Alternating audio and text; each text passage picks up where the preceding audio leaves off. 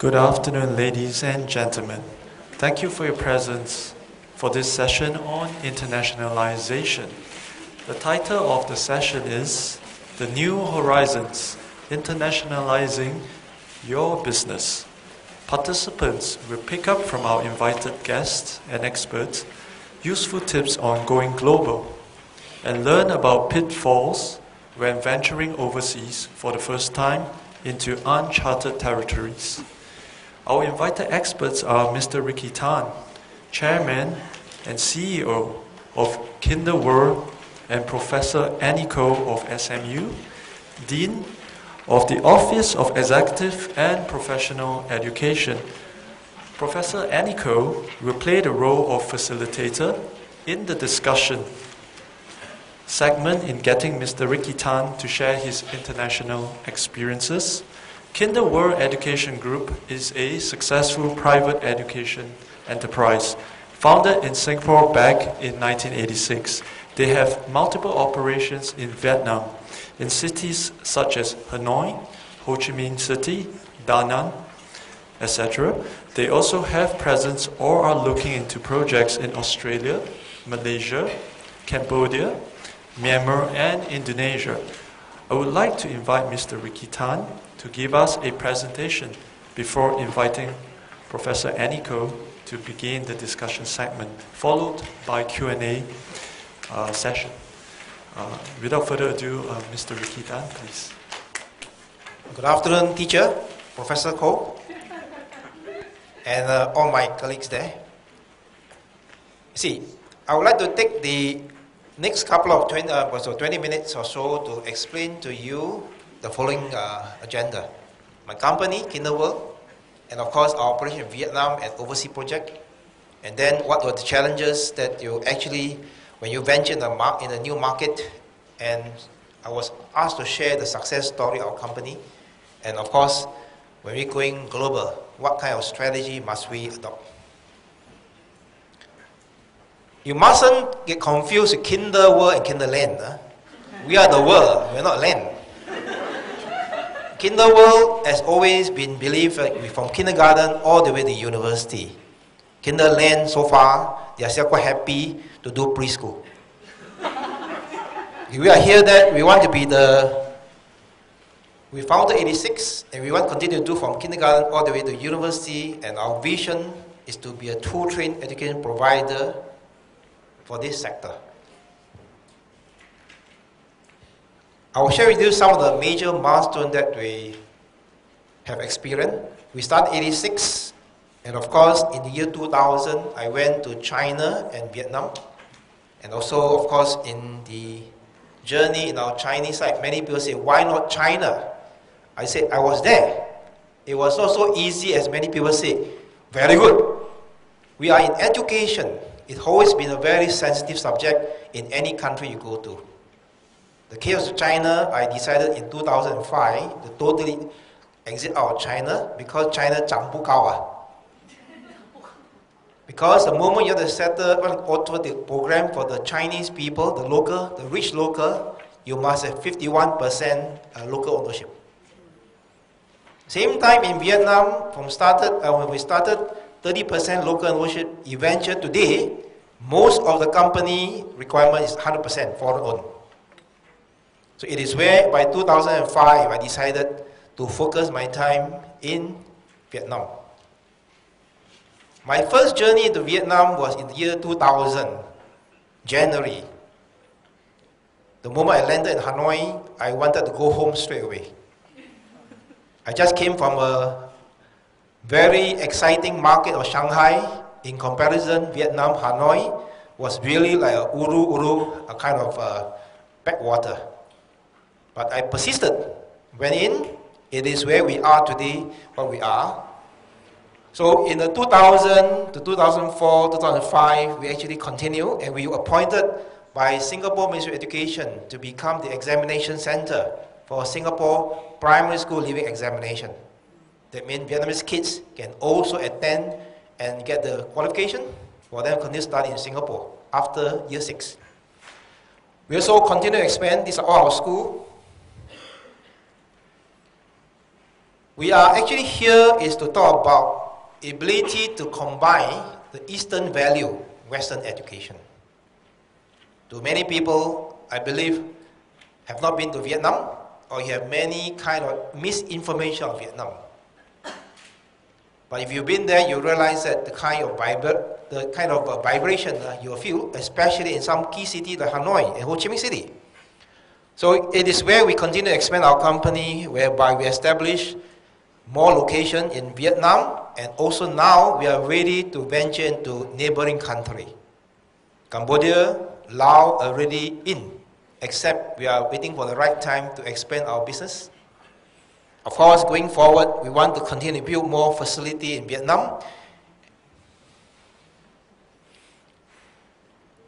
And we want to actually not just only K to 12, kindergarten to high school. We are now venturing to post-secondary. I should continue higher education. And we focus in the area of hospitality, tourism, and commercial cookery, partnering with the Regency TAFE from Australia. And people ask me, why not Polytechnic Singapore? Why not ITE? I say, I'll tell you, over a couple of beers. Again, continue, we're now talk about going back to Malaysia now. When we went in Malaysia in 1995, I got to give away 51% Bumi Putra share. That was 1995, very tough. I don't believe in giving my share to other people. Why should we? So now, with the new venture in Iskandar Township, they now allow 100% foreign ownership. For the land, for the education license, and important of all, suddenly, Singapore education now become very attractive to the Malaysian student.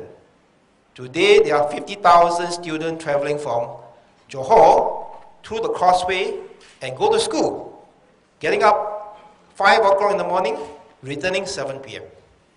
It is where we're moving in now.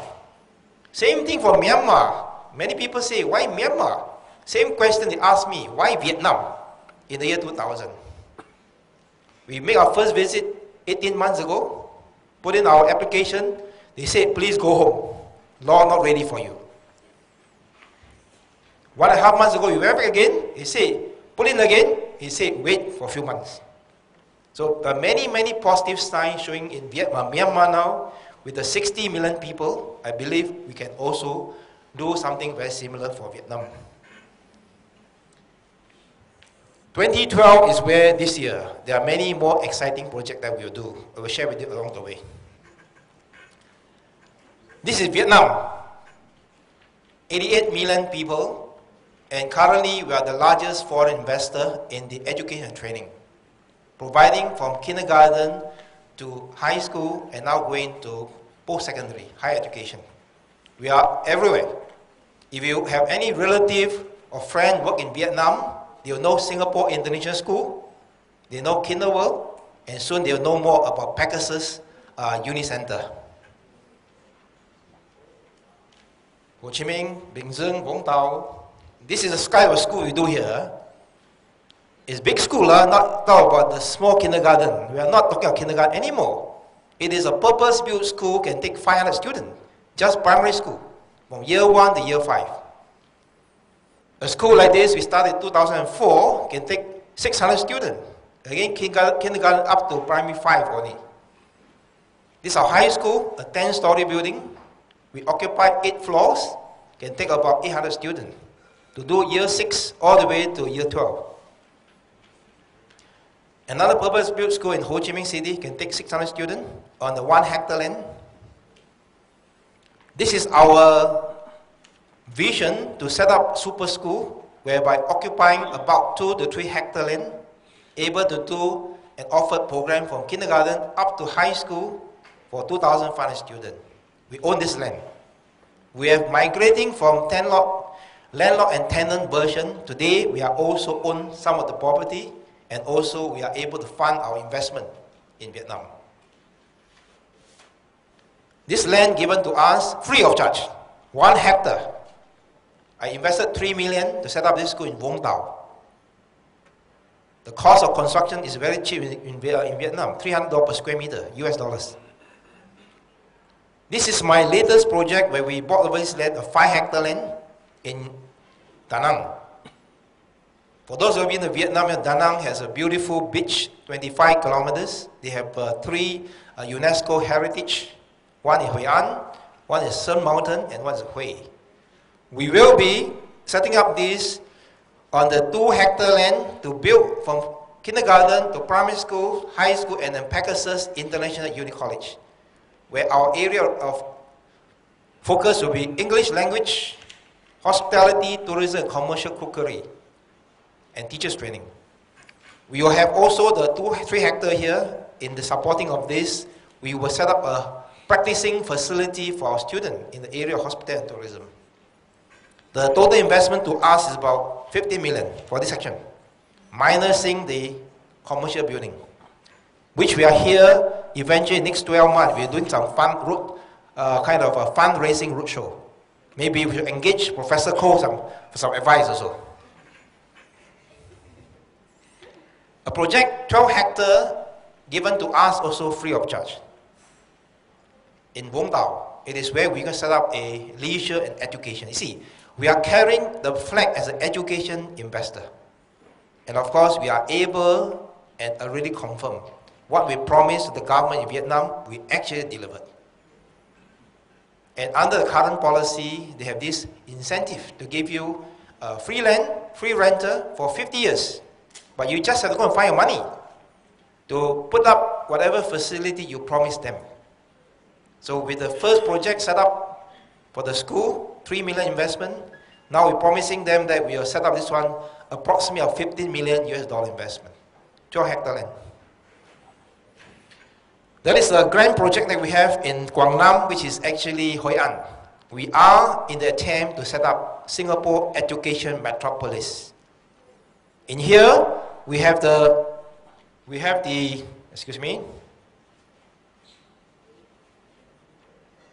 In here, we have the Singapore International School Hotel Training School, plus also a resort for students to practice.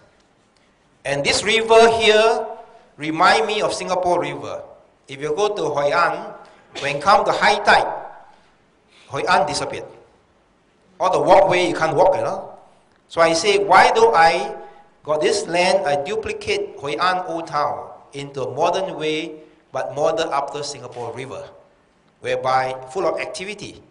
Students can actually make use of the river, do all the outdoor activity. We can do event for the company. At the same time, we create nightlife away from the old town of Hoi An. And of course, it is a big initiative that we're doing now.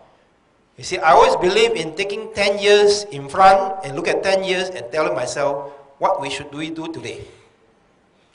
Many people, 10 years ago, when I told them I wanted to do something in Vietnam, they say, are you sure? Can they afford to pay you? You'll be surprised the kind of money they pay us, which I'll share with later.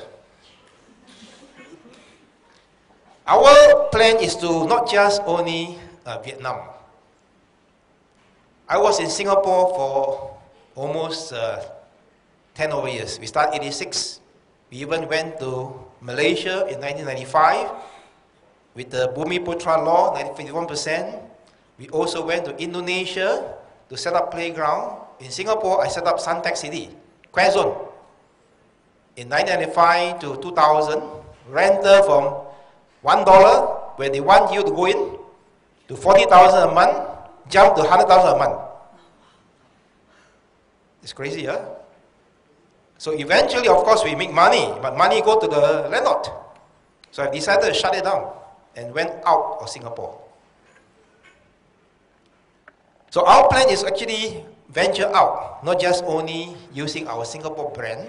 We're also talking about going to Malaysia now, with the condition is right. You see, we are entrepreneurs. We will go where there are opportunity, because every single cent you make is yours. Every single cent you lose is yours as well. I have to sell my bungalow to cover the cost of my failure in Suntec City.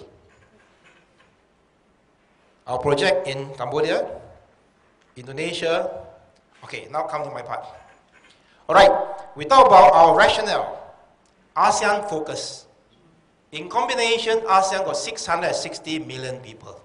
Why bother China? I went to China.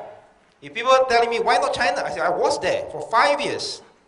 Almost killed myself because of the kind of dealing with government. Even they say kaki langa. I went to Xiamen, say kaki langa, Hokkien langa. When it comes to money, no more kaki langa. I went to Vietnam, I speak nothing. Even today, after 10 years, I speak nothing. Except only how to tell my driver, go straight, go left, go right. That's all I know. But without the language, it doesn't mean you cannot expand what you want to do in Vietnam. The ASEAN community now getting stronger and stronger. It is where our focus is going to be, and we believe that there are many opportunities for everyone here. Talk about legal investment framework with incentive. You can see when you go to a merchant market like in China, of course, when initially go there were many incentives. Again, incentive always got a lot of restriction. Same as Vietnam, they got very good incentive. If you are able to understand the law and also how the implication, just like us, we are treated just like another local company. So it is important for us to understand that all these are challenges and also opportunity. The transparency of a clear framework and the law and regulation protecting the foreign direct investor like us. They're all there, not just only Vietnam. You're going to Cambodia, you're going to Myanmar, same law has to become effective. Otherwise, they make no sense. And we're also able to repatriate profit. It's the same thing, a lot of incentive for our investment. Okay, we talk about emerging market. We are going in now is to look at the high population growth and also the high growth of middle income. Vietnam has 88 million people, and they are about 65% of population are under age 35 years old.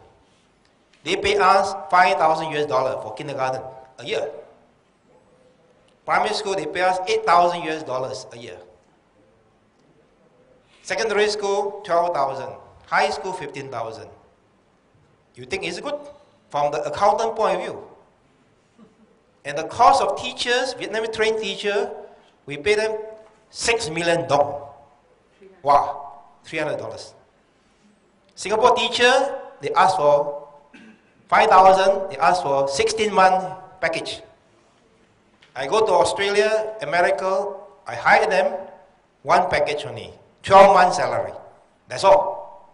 And they are much, much more, I should say, able to settle down very quickly compared to Singapore teacher. But of course, we still need Singapore teacher to be able to provide the core program that we are specializing in. We talk about challenges. Of course, you look at it, legal and the investment framework. Everywhere is the same. Be a very ambiguous, very vague. Process is long, but we must always tell ourselves we must be fully understand all the implications. As a foreign company, we cannot afford to play a fool. Everything must be above the law. Because when you become bigger, like we are today, they can 树大招风. People find a way to attack you, whether right or wrong. They just write something. So it is something that we cannot afford to make any mistake. In terms of law, legal part is very important. Of course, market information. In those days, when I first went to Vietnam, very little information. Same thing today, when to Myanmar, no information. But we as an entrepreneur, sometimes we use our tongue. Oh, 风水不错, okay, 做. That's what we do. When you go to a new market, new township, you have to use your sense, common sense to look around. Talk to people, very important. The biggest challenge for us, of course, the human capital 10 years ago in Vietnam, they spoke very little English. Today, with the population at 1 million babies every year, and we actually have easily 400,000 of graduate every year. It cost me to hire one new graduate under management training scheme, $6 million again.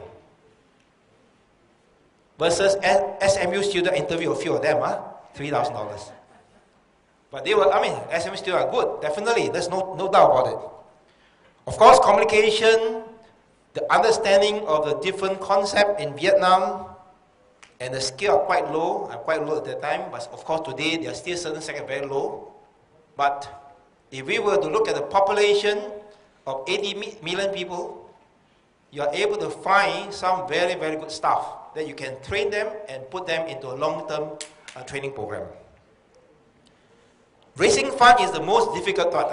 Of course, I would like to, in a way, congratulate some of our speakers. They got a lot of money from government. To me, I got nothing, Want to borrow $1 is so difficult. Many of investment, international financial scheme, to say lend Singapore company $15 million. Today, I can't even get $1. So everything has to come own pocket. When we go overseas, whether Vietnam, Indonesia, Myanmar, language is the biggest challenge, but of course, it will not deter anybody who want to go. More and more people speak English, become a common language. I went to China, I speak Chinese, but I did not have the kind of, I should say, achievement that I have done in Vietnam. And the worst part, they say kaki lang even worse. When they say kaki lang, means dangerous. Culture very different from Vietnam. Only thing is that they are very respectful to the teacher. All my foreign teachers, first time into Vietnam, they get flower for the men for Teachers' Day. Come to International Women's Days, male teacher also get flower. So they are very respectful because these are the richest kids. They want something for themselves. The parent can afford to pay. The mindset of the people, the environment, of course, the legal framework, and very clear. Number 6, it is very important. All these emerging markets, because of the lack of good public education system, they want to actually have all public participation, whether from local or from overseas. Like the World Bank has a report for Vietnam in the year 2000, talk about education for all. They stress the importance of private sector participation. For my company, I thought of here, the first one is a first mover strategy. We talk about marketing segmentation, product differentiation, people, and business scalability. We learned all this from business school, market segmentation, product differentiation. But it is important for us to put into real life. Whatever we learn from the school, from the university, it is always mustn't be one size fits all. So first mover advantage is very important. We went into the market, into Vietnam, and now going to Malaysia now, Iskandar, and also Myanmar now. We want to be able to duplicate what we have done in Vietnam, but with modification. We talk about you must capture the market share, you must build your brand and positioning.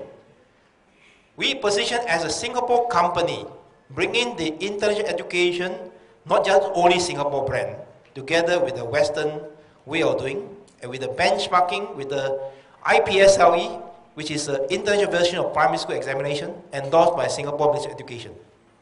At year 10, we do the international Cambridge program, like any other international school. At year 12, we do our American college test. Somehow or other, Vietnamese first choice to go to America to study.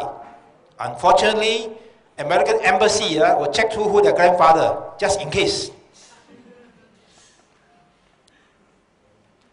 We talk about we must always continue to be the number one. The moment you decide number 2, you will lose your kind of fighting spirit. You continue to run. You must continue to run to make sure that you're positioned away from the competitor. Competitor is something is constant. You cannot avoid. But we are Singaporean. We believe in competition. We just have to build yourself surrounding with your product, your service, that is cannot be repeated or duplicated by anybody. So we must continue to become the first mover in whatever we're doing. You see, 88 million people, we only catered for top 10%, even 5%. There are 4 million people, more than Singapore population. And they are able to pay you the kind of money we talk about. But please don't ask me where they get the money. Huh? Somebody asked me, oh, the GDP only $1,100 a year. How can they, I mean, the national income is only 1,100. How can they pay you? I say, please don't ask me. Very difficult question to answer, you know. Of course, we also have foreigners working in Vietnam. This is our market. The book of Blue Ocean, of course, it is commonly discussed, but I always believe that why do we go and fight? Like in Singapore case, we exit out of Singapore.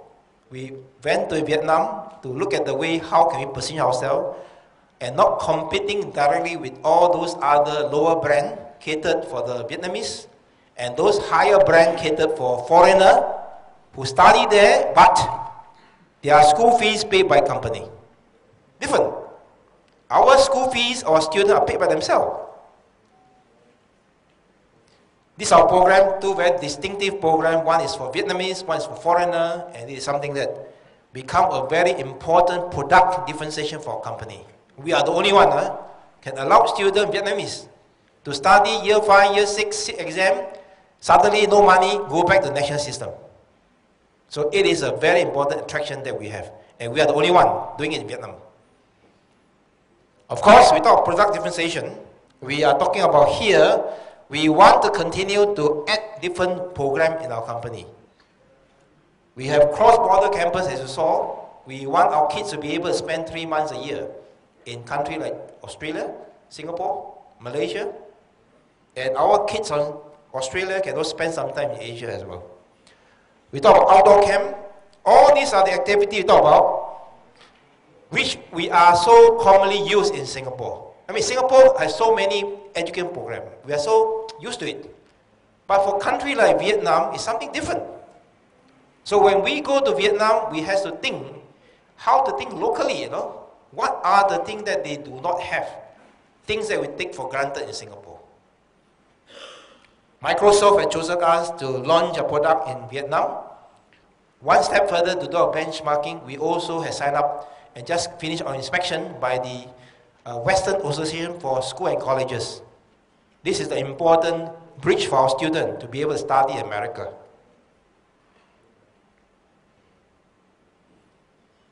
Okay, people. I've been here when I was at the peak of our company. We employed 200 employees in Vietnam. I'm in Singapore in the year 1995 to 2000. Of course, we have many students who run Quezon. Some of you might know Quezon. Quezon was one of my biggest investments in Singapore. Cost me $3 million. We hired many students who are actually undergraduate, kind of work $5 an hour. Run big party for 200 people. A big playground for some of our colleagues here. Some of them even remember. They spent a lot of wonderful time with the kids, playing nicely in the Quezon playground, and they got time to chit-chat and having coffee or go for shopping at Suntec City Mall. All these things we have done in Singapore. Of course, financial crisis and also rental has actually has forced us to exit out of the market. So to find suitable people here, you can see, I can find plenty good new graduates who join the company, eventually grow nicely with the company. We're also focusing on staff training and development. Those days when in Singapore, my company won 3 times National Training Award. That's why we are familiar with people from PSB. I believe that people is the assets for any company. Same thing, I'm using the same strategy to use it in the country that I'm investing in. You have to design pathway for the committed staff. I have 800 employees in Vietnam now, and many of the key operation and administrative positions are being held by Vietnamese. Like you, speak good English, good education, but important thing is that their cost is a fraction of your cost. So we Singaporeans have to start to realize that, of course, the comfort level is too good here, difficult. When we go out, is it for money or is it for challenge? That question you have to answer yourself.